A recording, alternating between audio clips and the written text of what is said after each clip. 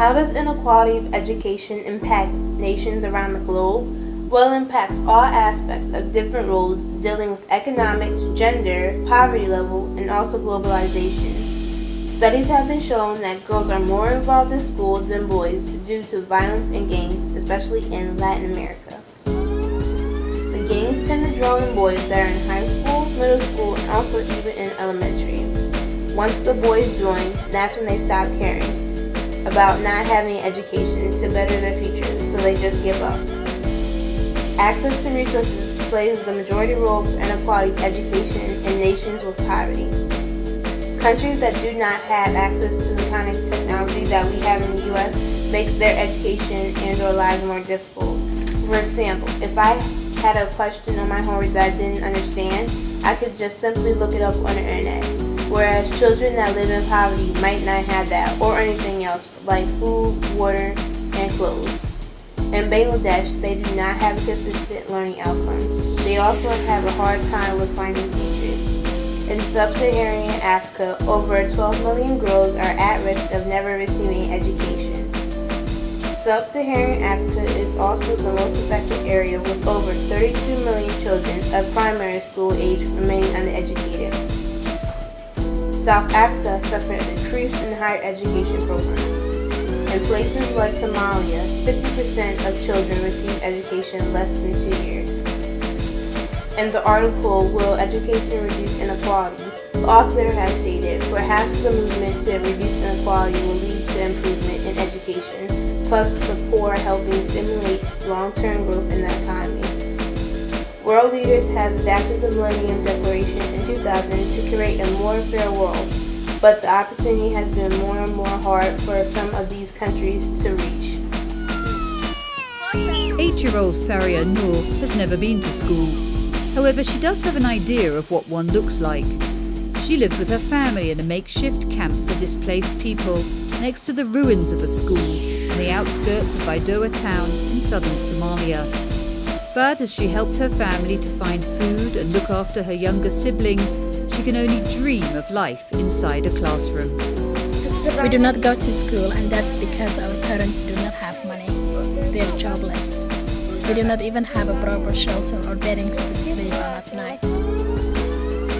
The prolonged civil war in Somalia left the country in ruins and destroyed the education system. But the new Somali federal government has made education a priority. Along with the authorities in Somaliland and Puntland, it's launching a Go to School initiative with the aim of giving 1 million children and youth the chance to access education. Going from school to school, it is very noticeable that there is a major gap between schools that are doing poorly and schools that are doing very well.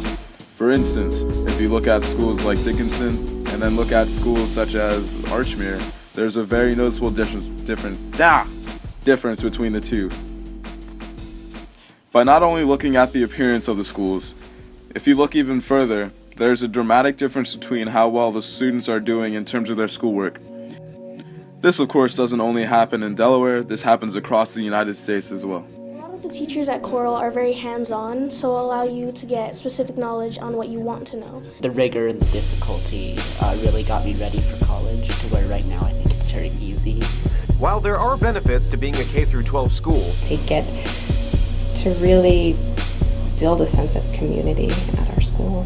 It also means accommodating a larger number of students. But the charter school will soon have a new home.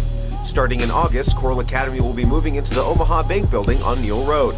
The building is currently being renovated into a fully functional high school with new classrooms, science labs, art studios, and a cafeteria and library. With that expansion comes the new state-of-the-art facilities too. These are things that students wouldn't see until the college level, and they get to experience it years before many other students. The middle school students will remain at the current site on 9th Street, meaning class sizes will remain small. Linda Wayman was an assistant superintendent in the district before coming to Strawberry Mansion this year. I could not find a principal who was suitable to handle this school. So therefore, I said to myself, because I love these students dearly, and I knew the community, I will just volunteer to be the principal. In this school, security guards watch for razor blades and tinfoil, knives, and Vaseline on faces used to make them slippery during a fight. Security cameras everywhere. And how many cameras? 94. 94 cameras, yes. And we need more. Our education system is set up as if schools that are doing well will remain to do well, while schools that are doing bad will remain to do bad. Good teachers at good schools will teach children who are already doing well and plan to attend college to better themselves in the future. This is all while schools that do bad will have teachers that aren't as great. It's not necessarily the teacher's fault that they aren't as great as teachers. It's just that they're lacking the support that they truly need to better themselves as well as the kids that they are teaching. Explain exactly how they do that. We know today that there's nothing magical and nothing elusive about attaining real success with kids in low-income communities. You know, it's about all the basics. You know, there's no way around the very hard work of getting it done, but there's nothing elusive about it. And today there are thought to be 200 schools in low-income communities that are really accomplishing this at a whole school level. So the conversation today is completely different. You know, whereas before we were trying to figure out, can this be done on any sort of scale? Today we know this can be done, and the question is really just, okay, how do we affect the system level changes necessary to truly ensure that all kids have access to teachers and schools that will put them on a level playing field?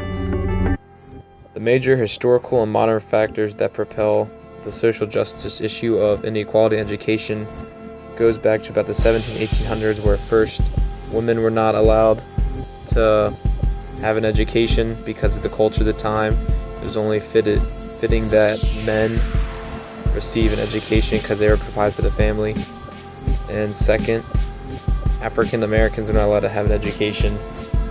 They did not have equal schools. Some at first and during slavery they were not allowed to even attend schools. There were some schools, but for them, like freedmen schools, but they didn't really teach them anything. They kind of kept them like in their place as what the world viewed at that time. And they didn't actually get like equal rights until about probably the 70s with desegregation, that they finally got allowed to schools with everyone else. And the modern factor is there are still people today that feel that way, that women and African Americans should not have equal rights when they should, and that they won't be able to learn the same and understand the same things. Another problem is people who are poor have historically been denied education because they say they're not too smart because they're poor, or they're not going to be able to achieve as much as rich people, which is false.